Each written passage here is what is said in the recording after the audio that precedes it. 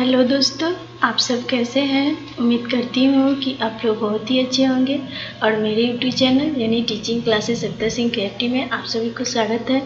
उम्मीद करती हूँ कि आज मैं जो ये डाटा मेनू में डाटा टूल्स में जो डाटा टेबल आता है इसी को समझाऊंगी। उम्मीद करती हूँ कि जो ये इसके प्रोसेस बताऊंगी ये बहुत ही अच्छे से आप सभी को समझ में आएगा। अगर समझ में आ रहा है तो आप सब लाइक एंड सब्सक्राइब जरूर कीजिए और अपने दोस्तों के पास शेयर भी कीजिए। देखिए, ये एक्सेल का क्लास नंबर 20 है। इससे पहले मैं 19 वीडियो बना चुकी हूँ। अगर आप सब उस वीडियो को नहीं देखे हैं तो उस वीडियो को ज़रूर देखिए। आइए आज समझाती हूँ एक्सेल में यानी सिंपल इंटरेस्ट का फॉर्मूला क्या होता है। सिंपल इंटरेस्ट का मतलब होता है साधारण ब्याज, यानी कि साधारण ब्याज यहाँ पे कैसे निकाला जाता है। तो वही मान लीजिए यहाँ पे एक बार निकालेंगे और बाकी यहाँ पे डाटा टेबल के सहारे निकालेंगे। तो इसे करने के लिए क्या चाहिए हमें, सबसे पहले एक्सेल का पेज चाहिए। तो एक्सेल ओपन करने के लिए बताई हूँ, यानी क्या करना होता है, ये जो सर्च बॉक्स है यहाँ पे माउस के लेफ्ट बटन को पुश कीजिए। अब पुश करने के बाद यहाँ पे EXCEL लिख दीजिए। देखिए एक्सेल लिखते ही यहाँ पे एक्सेल आ गया। अब क्या करना है कि इस पर क्लिक कर लेना है। क्लिक करते ही क्या होगा कि एक्सेल का पेज यहाँ पे ओपन हो जाएगा। आप सबको इसी में बनाना है। मैं क्या करती हूँ कि देखिए यहाँ पे एक्सेल के पेज में एक छोटा सा डाटा यहाँ पे बना के रखी हूँ और इसी डाटा में आप सभी को समझाऊंगी। पहले ये समझते हैं कि ये कौन सा आपके पास फॉर्मेट है। तो यानी कि कंप्यूटर है, इसमें प्राइस है 2000 रुपया, रेट है 2 और टाइम है 3, यानी कि हमें इसमें सिंपल इंटरेस्ट इसका निकालना है। तो सिंपल इंटरेस्ट का मतलब होता है साधारण ब्याज, यानी साधारण ब्याज का फॉर्मूला क्या होता है। तो यहाँ पे इक्वल होता है। इक्वल के बाद मान लीजिए यहाँ पे इसका प्राइस यानी कि 2000 रुपया है, तो इसको सिलेक्ट करना है। उसके बाद मल्टीपल का चिन्ह देना है और देने के बाद यहाँ पे इसको लेना है, यानी इसको सिलेक्ट करना है, फिर मल्टीपल का चिन्ह देना है और उसके बाद ये वाले को सिलेक्ट करना है। उसके बाद क्या होता है, सिंपल इंटरेस्ट का फॉर्मूला होता है price Guna rate Guna time by 100, यानी कि बाई का चिन्ह देके यहाँ पे 100 कर देना है और करने के बाद क्या करना है, यहाँ पे इंटर पुश करना है। तो देखिए इसका क्या हो, सिंपल इंटरेस्ट यानी कि 120 रुपया आएगा। ऐसा ही का मतलब ही होता है सिंपल इंटरेस्ट, यानी साधारण ब्याज हमारा कितना आएगा 120 रुपया, यानी कि यहाँ पे तो फॉर्मूला से निकल गया। अब क्या करना है कि यानी कि यहाँ पे टाइम यहाँ पे तीन वर्ष है और में हमें 4 वर्ष से निकालना है, 5 वर्ष से निकालना है, 6 वर्ष से निकालना है और यहाँ पे रेट 2% है, 3 यहाँ पे 4 और 5, यानी कि इस प्रकार से है। तो अब मैं यहाँ पे ये सिंपल इंटरेस्ट का जो फॉर्मूला लगाई थी, अब ये फॉर्मूला का यहाँ पे यूज नहीं करूँगी। अब ये सब में आंसर हमें एक साथ ही चाहिए, यानी कि फॉर्मूला विदाउट फॉर्मूला का आंसर चाहिए। तो इसी के लिए आपको डाटा टेबल का यूज किया जाता है। तो अगर आप सबको यहाँ पे निकालना है तो क्या करना होगा, जहाँ से आंसर निकाला गया था यहाँ से सिलेक्ट करना है और इसको सिलेक्ट कर लेना है। तो देखिए यहाँ से लेकर के हमें यहाँ तक आंसर चाहिए, यानी कि सब पार्ट में चाहिए। तो इसको सिलेक्ट कर ली और करने के बाद ये जो डाटा आपके पास दिखाई दे रहा है यहाँ पे क्लिक करना है और क्लिक करने के बाद ये जो आपके पास व्हाट इफ एनालाइज ऑप्शन है यहाँ पे क्लिक कीजिए और उसके बाद यहाँ पे डाटा टेबल लिखा गया है, इस पर क्लिक कर लेना है। क्लिक करते ही देखिए एक आपको छोटा सा यहाँ पे बॉक्स मिलेगा। अब ये बॉक्स में दो आपके पास बॉक्स दे रहा है, एक है रो इनपुट सेल और दूसरा है कॉलम इनपुट सेल। तो रो इनपुट सेल का मतलब इसमें रो कौन होता है और कॉलम कौन होता है। तो हम सबको क्या पता है कि ये आपके पास कॉलम होता है, यानी ये जो सीधे सीधे लाइनिंग आपको दिखाई दे रहा है ये कॉलम है।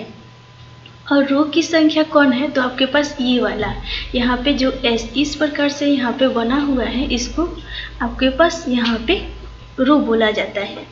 तो यहाँ पे रेट यानी कि देखिए यहाँ पे 2, 3, 4 इस प्रकार से लिखे हैं रेट को और टाइम को इस प्रकार से लिखा गया है। तो हमारे पास ये कॉलम होता है, तो यहाँ पे कॉलम वाले सेल में अपने कर्सर को रखूँगी और ये कॉलम को सिलेक्ट कर लूँगी, यानी 2। उसके बाद रो इनपुट सेल है तो यहाँ पे कर्सर ले जाऊँगी और ये रो में आपके पास लिखी हुई टाइम, तो इसको सिलेक्ट कर लूँगी और करने के बाद यहाँ पे ओके पे क्लिक करूँगी। तो देखिए ये सबका रिजल्ट आ गया। ये कैसे आया 240 रुपया, तो यानी कि हमारे पास साधारण ब्याज क्या होता है, इक्वल यानी साधारण ब्याज होता है कि मूलधन गुने, यानी मूलधन का मतलब प्राइस होता है तो इतना, और उसके बाद गुना का चिन्ह दिया जाता है। मूलधन गुना आपके पास दर होता है तो ये दर वाले को सिलेक्ट कर रही हूँ, फिर उसके बाद गुना का चिन्ह होता है, फिर उसके बाद टाइम को सिलेक्ट किया जाता है, यानी P गुने R गुने T।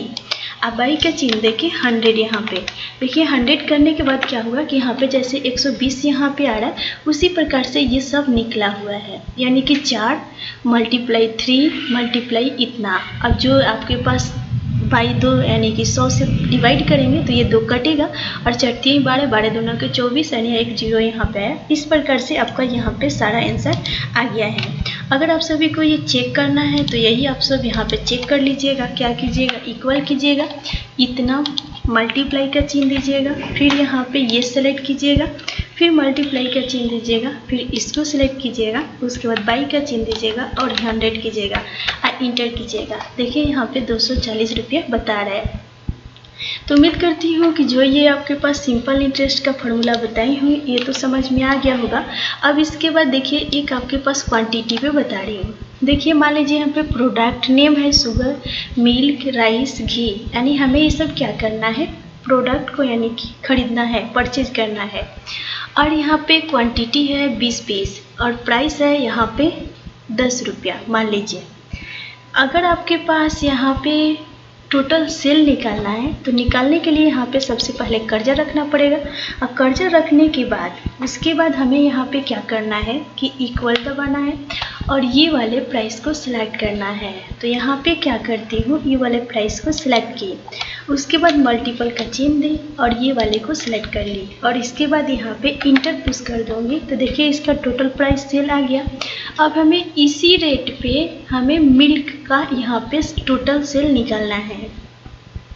अगर इसी रेट पे निकालना हो मिल्क का, राइस का या घी का, तो इसे निकालने के लिए क्या करना पड़ता है, तो सबसे पहले आपको अगर मान लीजिए क्वांटिटी यहाँ पे 20 पीस है, अगर यहाँ पे हमें 20 के बदले 30 पीस पे निकालना है और यहाँ पे मान लीजिए हमें 40 पीस पे निकालना है और यहाँ पे प्राइस 10 रुपया है, तो यानी कि अगर मान लीजिए हमें 20 रुपया पे निकालना है, यहाँ पे 30 रुपया पे निकालना है और यहाँ पे 40 रुपया पे निकालना है। अब हमारे पास मिल्क का यहाँ पे क्वांटिटी यानी कि 20 लीटर हो जाएगा और प्राइस यहाँ पे 30 रुपया हो जाएगा। राइस का दाम यहाँ पे क्वांटिटी हमारे पास 30 केजी हो जाएगा और इसका प्राइस यहाँ पे 30 रुपया हो जाएगा। घी का दाम आपके पास यहाँ पे 40 रुपया, घी यानी कि आपके पास क्वांटिटी यानी कितना केजी होगा तो 40 केजी और उसके बाद यहाँ पे क्या होगा यानी कि 30 रुपया के हिसाब से होगा। तो ये सब में आंसर हमें चाहिए, तो ये क्या करूँगी, यहाँ पे सबसे पहले आंसर वाले पार्ट को सिलेक्ट करूँगी और करने के बाद डाटा मेनू में जाऊँगी, व्हाट इफ एनालाइज और उसके बाद डाटा टेबल पे और यहाँ पे रो इनपुट सेल और कॉलम इनपुट सेल अभी समझाई हूँ, यानी कि ये रो वाली संख्या यहाँ पे कॉलम वाला संख्या है, यानी कि 20 30 40 क्वांटिटी दिया है तो इसको सिलेक्ट करना है, फिर कॉलम वाले पे जाना है, यहाँ पे इसको लेना है और लेने के बाद यहाँ पे ओके पे पुश करना है। तो देखिए ओके पे पुश करते ही हमारा क्या हुआ, यहाँ पे सबका रेट आ गया। कैसे आया है, तो आपको इसका और यहाँ पे ये टोटल का मल्टीपल कीजिएगा तो आपके पास इस सब का रेट आ जाएगा। तो उम्मीद करती हूँ कि आपको डाटा जो टेबल बताई हूँ, डाटा टेबल में ये सब आपके पास सिंपल इंटरेस्ट का फॉर्मूला ये बहुत ही अच्छे से समझ में आया होगा। समझ में आया तो आप सब लाइक एंड सब्सक्राइब जरूर कीजिए और अपने दोस्तों के पास शेयर भी कीजिए। और इसमें आपके पास कुछ भी समझ में नहीं आ रहा है तो आप लोग कमेंट बॉक्स में दिखाइए, मैं उसको देख करके फिर से बताने की प्रयास करूँगी। Thank you.